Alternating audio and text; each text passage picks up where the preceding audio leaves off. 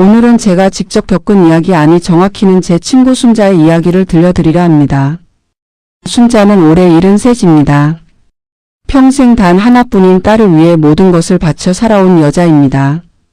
남편은 15년 전에 먼저 세상을 떠났고 그 이후로 순자의 삶은 오직 딸 하나를 중심으로 돌아갔습니다. 딸 이름은 미선이고 지금 52살입니다. 미선이가 처음으로 아이를 데리고 나타난 건 지난해 봄이었습니다. 현관문을 열었더니 딸이 6살짜리 사내 아이의 손을 잡고 서 있었습니다. 순자는 그 순간 눈앞이 하얘졌다고 했습니다. 손자가 있다는 사실도 몰랐고 딸이 결혼을 했다는 사실도 몰랐으니까요. 미선은 그냥 웃으면서 말했답니다. 엄마, 이 아이 좀 맡아줘. 나 사정이 생겼어. 저는 그 이야기를 순자에게 직접 들었습니다. 우리가 매주 만나는 복지관 수업이 끝나고 차 한 잔 마시면서요. 순자는 처음에는 화가 났다고 했습니다. 왜 이제야 말하냐고, 왜 혼자 숨기고 살았냐고 따졌다고 했습니다. 그런데 미선이 눈물을 흘리면서 사정을 이야기하는 걸 듣고 나서는 더 이상 화를 낼 수가 없었다고 했습니다. 미선의 사정은 이러했습니다. 49에 만난 남자와 조용히 결혼했는데 그 남자가 이미 가정이 있는 유부남이었습니다. 물론 처음에는 몰랐습니다. 알고 났을 때는 이미 아이가 생긴 뒤였습니다. 상대 남자는 연락을 끊었고 미선은 혼자서 아이를 낳아 키웠습니다. 엄마한테 말하면 걱정시킬 것 같아서 아니 어쩌면 부끄러워서 혼자 버텨왔던 겁니다. 그런데 지금 미선이 몸이 아픕니다. 갑상선 문제가 생겨서 수술을 받아야 하고 회복하는 동안 일을 쉬어야 한다고 했습니다. 혼자 아이를 돌볼 수 없으니 엄마에게 부탁한 것이었습니다. 순자는 그 자리에서 아이를 안았습니다. 다른 선택지가 없었던 게 아니라 그것이 엄마이기 때문이었습니다. 저는 순자의 이야기를 들으면서 한편으로는 가슴이 먹먹했고 한편으로는 이 상황이 우리 세대의 많은 부분을 담고 있다는 생각이 들었습니다. 70이 넘은 어머니가 6살짜리 손자를 돌보는 일, 이게 단순히 힘들다 안 힘들다의 문제가 아닙니다. 이건 관계의 문제이고 감정의 문제이고 우리가 어떻게 살아야 하는가에 대한 문제입니다. 순자는 말했습니다. 내가 이 아이를 맡으면서 제일 먼저 든 생각이 뭔지 알아요?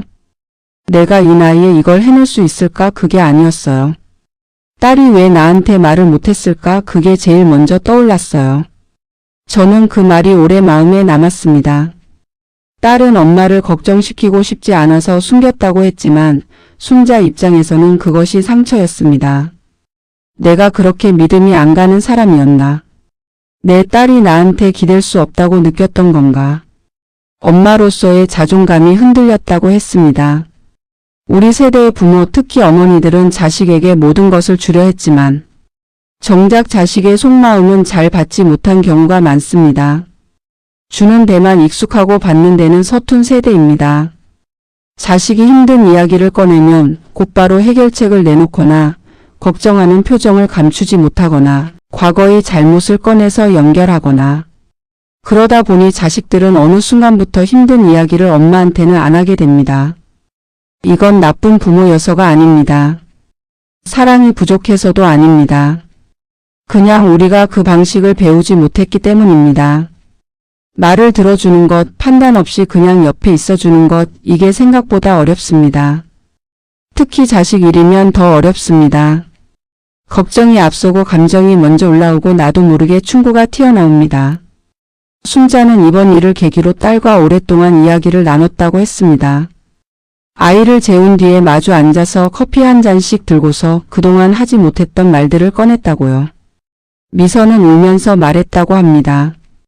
엄마한테 실망시키고 싶지 않았어. 엄마가 얼마나 나를 위해 살아왔는데. 그 말이 오히려 순자를 더 아프게 했다고 했습니다. 내가 너무 잘해주려다가 아이한테 짐을 지었구나 싶었다고요. 완벽한 엄마가 되려다가 정작 딸이 기대기. 어려운 엄마가 됐을 수도 있다는 걸 73세 처음으로 깨달았다고 했습니다. 이 이야기에서 우리가 배울 수 있는 것이 있다면 그건 관계에서 완벽함을 내려놓는 것의 중요성입니다. 자식에게도 손자에게도 그리고 나 자신에게도 완벽하게 해줘야 한다는 압박이 오히려 진심 어린 소통을 막기도 합니다. 때로는 내가 부족한 사람임을 보여주는 것이 상대가 나한테 마음을 여는 계기가 됩니다. 순자는 지금 매일 아침 손자 준호를 어린이집에 데려다 줍니다. 허리가 아프지만 손을 꼭 잡고 걷습니다. 힘들다고 했습니다. 그런데 한편으로는 이 시간이 선물처럼 느껴진다고도 했습니다. 이 아이가 내 딸의 아이고 내가 이 아이를 처음 안아준 사람이고 이 아이의 눈빛 속에 내 딸의 어릴 적 모습이 보인다고. 그래서 힘들지만 도망가고 싶다는 생각은 안 든다고 했습니다. 우리가 나이 들어 맺는 관계들은 젊었을 때와는 다릅니다. 더 많은 것을 품어야 하고 더 많은 것을 이해해야 하고 그러면서도 나 자신을 잃지 않아야 합니다. 순자의 이야기는 아직 끝나지 않았습니다. 다음 이야기는 다음 시간에 이어서 드리겠습니다. 순자가 손자 준호를 맡은 지 2달이 지났을 무렵 저는 그녀에게서 전화를 받았습니다. 목소리가 조금 달랐습니다. 지쳐 있으면서도 뭔가 할 말이 많은 사람의 목소리였습니다. 우리는 다음 날 만났고 순자는 앉자마자 이야기를 쏟아내기 시작했습니다. 준호가 밤마다 엄마를 찾는다고 했습니다. 자다가 깨서 엄마 하고 울면 옆에 누워서 등을 토닥여줘야 하는데 그게 한 번이 아니라 2~3번씩 반복된다고 했습니다. 허리가 안 좋은 순자가 밤새 잠을 제대로 못 자는 건 당연한 일이었습니다. 그런데 순자가 힘들다고 한 건 몸이 아니었습니다. 준호가 울다가 순자의 얼굴을 만지면서 할머니라고 부를 때 그 목소리가 너무 작고 떨린다는 게 더 힘들다고 했습니다. 엄마를 원하는데 할머니가 있는 그 상황 속에서 아이가 체념하듯 할머니를 받아들이는 게 보인다는 겁니다. 저는 그 말을 들으면서 가슴이 내려앉았습니다. 3살짜리 아이가 체념을 배운다는 것, 그것이 어떤 의미인지 우리는 압니다. 어른들의 사정이 아이의 가장 깊은 곳에 새겨지는 방식, 그게 바로 이런 식이라는 것도요. 순자는 미선에게 전화를 걸어 이 이야기를 했다고 합니다. 그런데 미선은 전화기 너머에서 한참 아무 말도 하지 않다가 알았어 엄마 라고만 했답니다. 그리고 전화를 끊었습니다. 순자는 그 짧은 침묵과 짧은 대답 속에 딸이 얼마나 많은 것을 삼키고 있는지를 느꼈다고 했습니다. 수술 후 회복 중인 딸, 일을 쉬면서 경제적 압박까지 받고 있을 딸, 아이가 엄마를 찾는다는 말을 들으면서도 당장 달려오지 못하는 딸. 그 딸의 마음이 어떨지 순자는 차마 헤아리기가 무섭다고 했습니다. 저는 순자에게 물었습니다. 지금 가장 필요한 게 뭐예요? 순자는 잠시 생각하다가 말했습니다. 나도 누군가한테 기대고 싶어요. 그 말이 저를 오래 붙잡았습니다. 73세 여자가 딸을 위해 손자를 돌보면서 정작 자기 자신은 기댈 곳이 없다는 것. 이건 순자만의 이야기가 아닙니다. 우리 주변에 이런 분들이 얼마나 많습니까? 자식을 위해 모든 걸 감당하면서 나는 괜찮다고 나는 할 수 있다고 스스로를 다독이며 살아가는 어머니들이요. 우리 세대는 도움을 요청하는 일에 익숙하지 않습니다. 특히 자식 앞에서는 더욱 그렇습니다. 내가 힘들다고 하면 자식이 더 힘들어질 것 같고 내가 못하겠다고 하면 자식이 더 큰 짐을 지게 될 것 같아서 괜찮다는 말을 입에 달고 삽니다. 그런데 그게 오히려 관계를 얇게 만들 수 있습니다. 서로 진짜 모습을 보여주지 않으면, 서로의 진짜 감정을 나누지 않으면 아무리 오랜 세월을 함께 살아도 어딘가 겉돌게 됩니다. 순자와 미선의 관계도 그랬습니다. 엄마는 딸을 위해 모든 걸 해줬고 딸은 엄마를 걱정시키지 않으려 모든 걸 숨겼습니다. 서로를 너무 아껴서 서로에게 솔직해지지 못한 관계였습니다. 그리고 그 틈새로 시간이 흘렀고 어느 날 갑자기 감당하기 어려운 현실이 두 사람 앞에 놓였습니다. 저는 순자에게 말했습니다. 미선한테 전화해서 딱 한 가지만 말해봐요. 나도 힘들어 라고요. 해결해 달라는 게 아니라 그냥 그 말만. 순자는 처음에는 고개를 저었습니다. 그 아이 지금 몸도 안 좋은데 내가 그런 말을 어떻게 해요? 저는 말했습니다. 바로 그 마음이 미선이도 가지고 있어요. 엄마가 힘들까봐 자기 이야기 못한 거잖아요. 그 마음이 어디서 왔겠어요? 순자는 한참 창밖을 바라봤습니다. 그러더니 조용히 말했습니다. 내가 그렇게 가르친 거네요. 말 안 해도 된다고 혼자 감당해도 된다고. 말로 가르친 게 아니라 내가 그렇게 살아서 보여준 거네요. 자식은 부모의 말을 듣고 자라는 게 아니라 부모의 삶을 보고 자랍니다. 이 말이 새삼 깊이 다가왔습니다. 순자가 평생 혼자 감당하는 모습을 보여줬으니 미선도 혼자 감당하는 것이 당연한 일이라고 배웠을 겁니다. 엄마가 힘든 내색을 안 했으니 딸도 힘든 내색을 하면 안 된다고 느꼈을 겁니다. 관계에서 우리가 종종 놓치는 것이 있습니다. 내가 강해 보이는 것이 상대에게 항상 좋은 영향을 주는 건 아니라는 사실입니다. 때로는 내가 약한 모습을 보여줄 때 상대도 자신의 약함을 꺼낼 수 있게 됩니다. 완벽하게 버티는 사람 앞에서는 아무도 쉽게 무너질 수 없습니다. 그게 사랑하는 사람일수록 더욱 그렇습니다. 순자는 그날 저녁 미선에게 문자를 보냈다고 합니다. 전화는 용기가 안 나서 문자로 했다고요. 내용은 이랬습니다. 미선아, 엄마도 조금 힘들어. 그런데 준호 보면서 버티고 있어. 너도 빨리 나. 미선에게서 답장이 왔습니다. 엄마 미안해. 그리고 고마워. 그 짧은 문자 두 줄을 순자는 제게 보여줬습니다. 눈가가 붉었습니다. 이 두 모녀가 수십 년을 함께 살면서 처음으로 서로에게 솔직해진 순간이었습니다. 미안함과 고마움이 동시에 오간 그 문자가 어쩌면 두 사람 사이의 가장 진솔한 대화였을지도 모릅니다.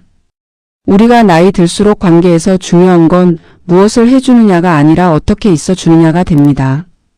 순자가 준호를 돌보는 것도 중요하지만 미선에게 나도 힘들어라고 말할 수 있게 된 것도 그에 못지않게 중요한 일입니다. 완벽한 엄마이기 이전에 한 사람으로서 솔직할 수 있는 용기. 그게 오히려 가장 깊은 사랑의 표현일 수 있습니다. 이야기는 아직 계속됩니다. 다음에는 순자가 손자 준호와 단둘이 지내면서 겪은 뜻밖의 일들을 들려드리겠습니다. 준호가 순자의 집에 온 지 석 달째 되던 날 작은 사건이 하나 있었습니다. 순자가 어린이집에서 준호를 데리고 오는 길이었는데 아이가 갑자기 걸음을 멈추더니 길가에 핀 민들레를 가리켰다고 합니다. 할머니, 이거 엄마 줄 거야. 그러면서 쪼그려 앉아 민들레를 손으로 꺾으려 했습니다. 순자는 그 순간 눈물이 날 뻔했다고 했습니다. 3살짜리 아이가 엄마 생각을 하면서 꽃을 꺾는 모습이 너무 기특하면서도 너무 애처로웠다고요. 순자는 아이와 함께 쪼그려 앉아서 민들레를 같이 꺾었습니다. 그리고 말했습니다. 엄마한테 가져다 줄까? 준호가 고개를 끄덕였습니다. 두 사람은 손을 잡고 집으로 걸어왔고 순자는 그 민들레를 작은 유리컵에 물을 담아 꽂아뒀습니다. 준호는 저녁 내내 그 꽃을 들여다봤다고 합니다. 저는 이 이야기를 들으면서 아이라는 존재가 얼마나 솔직한지를 다시 생각했습니다. 3살짜리는 감정을 숨기지 않습니다. 엄마가 보고 싶으면 엄마가 보고 싶다고 하고 꽃을 주고 싶으면 꽃을 꺾습니다. 어른들처럼 체면을 차리거나 상대가 어떻게 생각할지를 먼저 계산하지 않습니다. 그냥 느끼는 대로 합니다. 그런데 어느 순간부터 우리는 그 능력을 잃어버립니다. 상처받을까봐, 거절당할까봐, 이상하게 볼까봐 감정을 감추는 법을 배웁니다. 그게 어른이 되는 과정이기도 하지만 동시에 관계에서 가장 소중한 무언가를 잃어가는 과정이기도 합니다. 순자는 준호와 지내면서 자기 안에 오래 닫혀있던 것들이 조금씩 열리는 느낌이 든다고 했습니다. 아이가 안아달라고 두 팔을 벌리면 아무 생각 없이 안아주고 아이가 웃으면 같이 웃고 아이가 울면 같이 속상해집니다. 이게 당연한 것 같지만 순자는 오랫동안 그렇게 살지 못했다고 했습니다. 감정을 그대로 따라가는 삶이 아니라 감정을 누르고 해야 할 일을 하는 삶을 살아왔다고요. 남편을 잃고 혼자 딸을 키울 때도 그랬습니다. 슬퍼할 시간이 없었습니다. 먹고 살아야 했고 딸을 학교에 보내야 했고 무너지면 안 된다는 생각으로 버텼습니다. 그러다 보니 어느 순간 슬픔을 느끼는 것 자체를 잊어버렸다고 했습니다. 기쁨도 마찬가지였습니다. 뭔가 좋은 일이 있어도 마음 놓고 기뻐하는 법을 몰랐습니다. 항상 다음에 올 걱정을 먼저 생각했습니다. 준호가 그걸 조금씩 되돌려주고 있다고 했습니다. 아이가 처음으로 할머니라고 부르며 안겼을 때 순자는 그냥 울었다고 합니다. 창피한 것도 없이 참으려 하지도 않고 그냥 눈물이 났다고요. 그리고 그 눈물이 오랫동안 막혀있던 무언가를 흘려보내준 것 같은 느낌이 들었다고 했습니다. 우리 나이의 관계가 주는 가장 큰 선물은 어쩌면 이런 것일지도 모릅니다. 오래 살면서 굳어버린 것들을 다시 부드럽게 만들어주는 존재를 만나는 것. 그게 손자일 수도 있고 새로운 친구일 수도 있고 뒤늦게 마음을 열게 된 자식일 수도 있습니다. 그런데 한편으로 순자에게는 어려운 일도 생겼습니다. 어린이집 앞에서 다른 할머니들을 만날 때 이야기입니다. 대부분은 아이 부모가 맞벌이라서 할머니가 대신 데리러 오는 경우였습니다. 그 할머니들과 자연스럽게 이야기를 나누다 보면 꼭 나오는 질문이 있다고 했습니다. 아이 엄마 아빠는 어디서 일해요? 순자는 그때마다 뭐라고 대답해야 할지 몰라서 얼버무린다고 했습니다. 준호 아빠가 없다는 것, 준호 엄마가 아프다는 것, 이 상황을 어디까지 설명해야 할지 모르겠다는 겁니다. 숨기고 싶은 마음이 있는 건 아니라고 했습니다. 다만 준호에 대한 이야기가 남의 입에 오르내리는 게 싫다고 했습니다. 아이는 아무것도 모르는데 아이를 둘러싼 어른들의 사정이 아이를 규정하게 되는 상황이 두렵다고요. 저는 그 마음이 이해됐습니다. 우리 세대는 남의 시선을 많이 의식하며 살아왔습니다. 뭘 어떻게 해야 창피하지 않은지, 어떻게 보여야 괜찮은 사람인지를 항상 신경 써왔습니다. 그런데 나이가 들수록 그 기준이 흔들리기 시작합니다. 남의 눈보다 내 마음이 더 중요해지고 체면보다 진심이 더 값지다는 걸 알게 됩니다. 그런데 그게 머리로는 알아도 몸의 밴 습관은 쉽게 바뀌지 않습니다.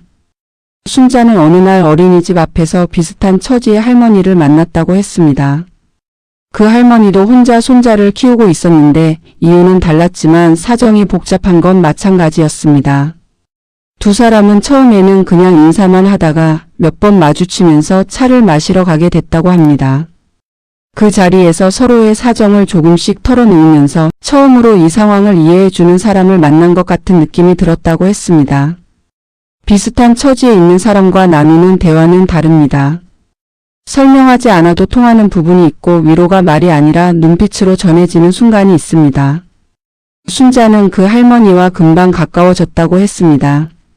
나이 들어서 새 친구를 사귄다는 게 어색할 것 같았는데 이렇게 자연스럽게 가까워지는 사람이 생길 줄은 몰랐다고요. 관계는 계획해서 만들어지지 않습니다. 삶의 어느 구비에서 예상치 못하게 만나는 사람이 그 시기를 버티게 해주는 힘이 되기도 합니다. 순자가 지금 그 경험을 하고 있는 중이었습니다. 다음 이야기에서는 미선이 회복하면서 달라진 두 모녀의 관계, 그리고 순자가 스스로에 대해 새롭게 알게 된 것들을 들려드리겠습니다.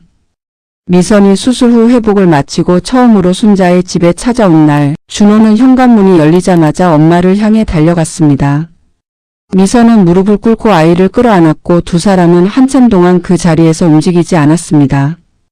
순자는 그 장면을 부엌 입구에 서서 바라봤다고 했습니다. 아무 말도 하지 않고 그냥 서서 봤다고요. 그 장면이 눈물나게 아름다웠다고 했습니다. 동시에 묘하게 쓸쓸하기도 했다고요. 석 달 동안 자신이 그 자리를 대신하고 있었다는 사실, 그리고 이제 그 자리가 원래 주인에게 돌아갔다는 사실이 기쁨과 허전함을 동시에 가져다 줬다고 했습니다. 저는 그 감정이 너무나 인간적이라고 생각했습니다. 좋은 일인데 섭섭한 마음, 당연한 일인데 서운한 감정. 이걸 느낀다고 해서 나쁜 사람이 아닙니다. 오히려 그동안 얼마나 깊이 정을 쏟았는지를 보여주는 감정입니다. 순자는 준호에게 그냥 돌봐주는 사람이 아니라 진짜 할머니가 되어 있었던 겁니다. 그날 저녁 미선은 순자 곁에 앉아서 오랫동안 이야기를 했습니다.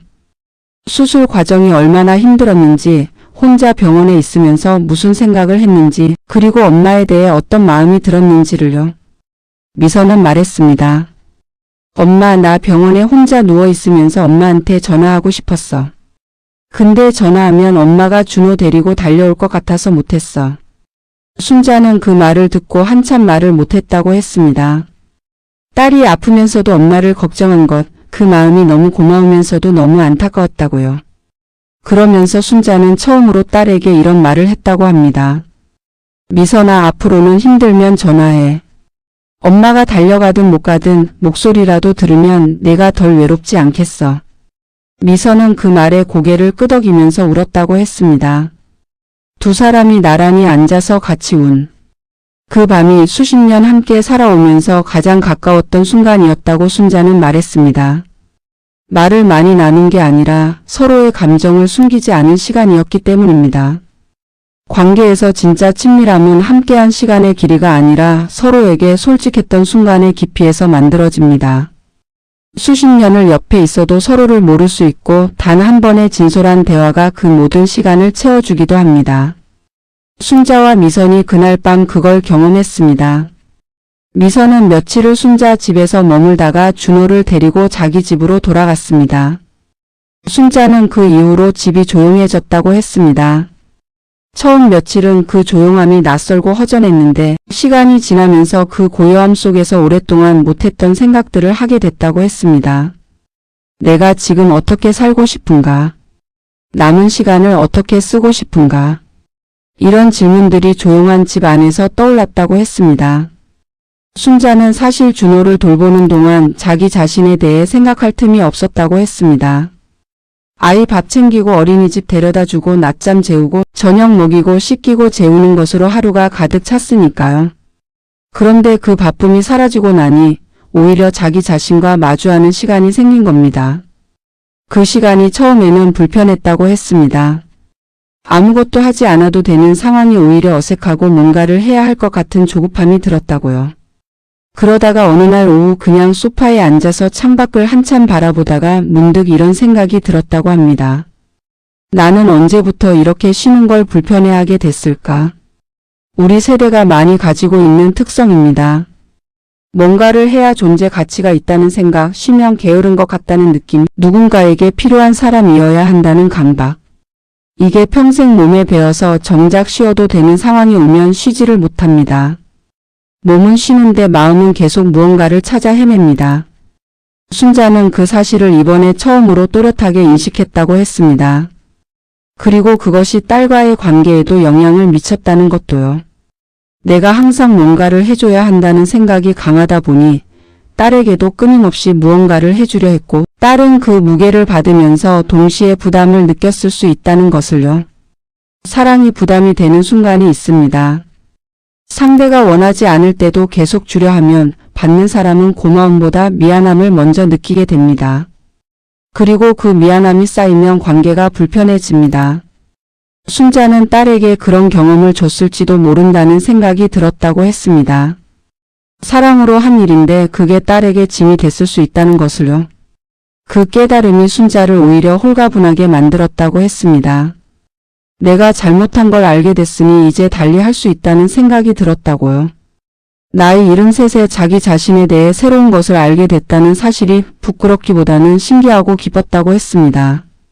우리는 나이가 들면 더 이상 배울 것도 변할 것도 없다고 생각하기 쉽습니다. 그런데 실제로는 그렇지 않습니다.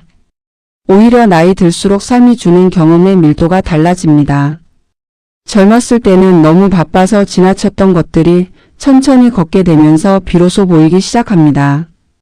순자가 손자를 돌보고 딸과 진심을 나누고 혼자만의 시간을 갖게 되면서 자기 자신을 다시 발견하고 있는 것처럼요. 다음 시간에는 이 이야기의 마지막을 들려드리겠습니다. 순자가 지금 어떻게 살고 있는지 그리고 이 모든 경험이 그녀에게 남긴 것이 무엇인지를요. 순자를 마지막으로 만난 건 지난달이었습니다. 우리가 늘 가던 복지관 근처 찻집에서였습니다. 순자는 전보다 얼굴이 밝아 보였습니다. 피곤함이 사라진 것도 있었지만 그보다는 뭔가 자기 안에서 정리가 된 사람의 표정이었습니다. 무거운 짐을 내려놓은 것도 아니고 문제가 모두 해결된 것도 아닌데 그냥 그 짐을 들고 걷는 법을 배운 사람 같았습니다. 순자는 요즘 일주일에 2번 준호를 만난다고 했습니다. 미선이 회복한 뒤로 아이를 데리고 주말마다 찾아오기도 하고 순자가 직접 딸 집에 가기도 한다고 했습니다. 예전에는 딸이 바쁘면 연락하기가 눈치 보였는데 이제는 그냥 전화한다고 했습니다. 밥 먹었어? 준호는 잘 자. 오늘 날씨 춥더라. 별것 아닌 말들을 주고받는 횟수가 늘었다고 했습니다. 그 별것 아닌 말들이 사실은 별것입니다. 관계를 유지하는 건 거창한 대화가 아니라 일상의 작은 연결들입니다. 안부를 묻는 짧은 전화 생각났다며 보내는 문자 한 줄, 특별한 이유 없이 얼굴 보러 가는 것. 이런 것들이 쌓여서 관계의 두께를 만듭니다. 순자와 미선 사이에 그 두께가 생기고 있었습니다. 준호는 이제 4살이 됐습니다. 말이 늘고 질문이 많아졌다고 했습니다. 할머니 왜 하늘은 파래, 할머니 강아지는 왜 말을 못해, 할머니 나 죽으면 어디가. 순자는 마지막 질문에 잠깐 멈칫했다고 했습니다. 그러다가 말했다고 합니다. 아주 따뜻하고 좋은 곳에 가는데 준호는 아직 한참 멀었어. 할머니랑 오래오래 있어야 해. 준호는 그 말에 고개를 끄덕이고는 다시 장난감을 가지러 뛰어갔다고 했습니다. 순자는 그 장면을 이야기하면서 웃었습니다. 아이는 금방 잊어버리지만 나는 그 말을 하면서 내 안에서 뭔가가 단단해지는 느낌이 들었다고 했습니다. 준호랑 오래 있어야 한다는 말이 사실은 자기 자신한테 하는 말이기도 했다고요. 더 오래, 더 건강하게, 더 잘 살아야겠다는 마음이요. 우리 나이에 삶의 의지를 새롭게 붙잡게 해주는 존재를 만나는 건 정말 귀한 일입니다. 그게 손자일 수도 있고 새로운 관계일 수도 있고 오래된 관계에서 새롭게 발견한 감정일 수도 있습니다. 중요한 건 그 존재를 알아보는 것, 그리고 그 존재가 주는 힘을 기꺼이 받아들이는 것입니다. 순자는 요즘 한 가지를 새로 시작했다고 했습니다. 매일 저녁 짧게 일기를 쓴다고요. 거창한 내용이 아니라 그날 있었던 일 중에 마음에 남는 것 하나를 적는다고 했습니다. 준호가 오늘 처음으로 혼자 신발끈을 묶었다. 미선이에게서 전화가 왔는데 목소리가 밝았다. 복지관 가는 길에 목련이 피었다. 이런 것들이요. 이게 별거 아닌 것 같지만 이 습관이 하루를 대하는 태도를 바꿔놓는다고 했습니다. 뭔가 기록할 만한 일이 있었는지를 찾다 보면 하루 안에서 좋은 것을 찾는 눈이 생긴다고요. 힘든 날도 그 안에 반드시 하나쯤은 마음에 남는 순간이 있다는 걸 쓰다 보면서 알게 됐다고 했습니다. 저는 순자의 이 변화가 단순히 긍정적으로 살기로 마음먹은 것과는 다르다고 생각했습니다. 억지로 좋은 척하는 게 아니라 좋은 것을 실제로 발견하는 능력을 키운 것입니다. 이건 나이 들수록 더 의식적으로 훈련해야 하는 능력입니다. 몸이 예전 같지 않고 주변이 하나씩 줄어가고 미래보다 과거가 더 길어지는 시간 속에서 지금 이 순간의 좋음을 붙잡는 것은 의지가 필요한 일입니다. 순자는 또 한 가지 이야기를 했습니다. 어린이집 앞에서 알게 된 그 할머니와 지금도 계속 만난다고 했습니다. 이름은 정옥이라고 했습니다. 정옥도 형편이 비슷해서 두 사람은 만나면 할 말이 많다고 했습니다. 가끔은 손자 이야기를 하고 가끔은 자식 이야기를 하고 가끔은 그냥 요즘 무릎이 아프다는 이야기를 한다고요. 특별한 위로가 없어도 같이 있는 것만으로 편하다고 했습니다. 나이 들어서 새로운 우정을 만드는 일은 생각보다 어렵습니다. 경계가 생기고 새로운 사람을 받아들이는 에너지가 줄어들고 굳이 불편함을 감수하면서까지 관계를 넓히고 싶지 않은 마음이 생기기도 합니다. 그런데 순자와 정옥처럼 비슷한 상황에서 자연스럽게 이어지는 관계는 그 어떤 노력보다 진하게 연결됩니다. 설명하지 않아도 이해받는 관계, 이게 나이 들어서 가장 필요한 관계입니다. 저는 순자의 이야기를 처음 들었을 때부터 지금까지 이 한 사람의 삶 안에 우리 모두의 이야기가 담겨 있다고 느꼈습니다. 자식을 위해 모든 것을 감당하는 어머니, 솔직하지 못해서 멀어진 관계, 뒤늦게 서로를 발견하는 모녀, 예상치 못한 존재가 삶에 새로운 의미를 주는 경험, 그리고 나이 들어서도 변하고 성장할 수 있다는 사실. 우리는 종종 인생의 후반부를 이미 다 살아버린 시간처럼 느끼곤 합니다. 크게 새로운 것도 없고 놀라운 일도 없고 그냥 하루하루를 버티는 것처럼 느껴질 때가 있습니다. 그런데 순자의 이야기는 그렇지 않다는 걸 보여줍니다. 73에도 처음으로 깨닫는 것이 있고 73에도 처음으로 솔직해지는 관계가 생기고 73에도 삶이 새로운 방향으로 열릴 수 있습니다. 관계는 끝나지 않습니다. 나이가 들어도 상황이 달라져도 우리는 계속 누군가와 연결되고 싶어하고 누군가에게 이해받고 싶어하고 누군가의 손을 잡고 싶어합니다. 그 마음이 살아있는 한 우리는 아직 한창입니다. 순자는 찻집을 나서면서 말했습니다. 있잖아요. 나 요즘 아침에 눈을 뜨면 오늘은 또 뭔가 있겠다 싶어요. 좋은 것이든 힘든 것이든 뭔가 있을 것 같은 느낌이요. 그게 예전에는 없었거든요. 저는 그 말이 오래 마음에 남았습니다. 오늘 하루가 무언가를 가져다 줄 것이라는 기대, 그 기대가 있다는 것이 살아있다는 증거입니다. 순자는 손자 하나로 그걸 다시 찾았습니다. 여러분도 지금 이 순간 여러분의 삶 안에서 그 기대를 불러일으킬 무언가를 찾으시길 바랍니다. 그게 아주 작은 것이어도 괜찮습니다. 민들레 한 송이여도 충분합니다.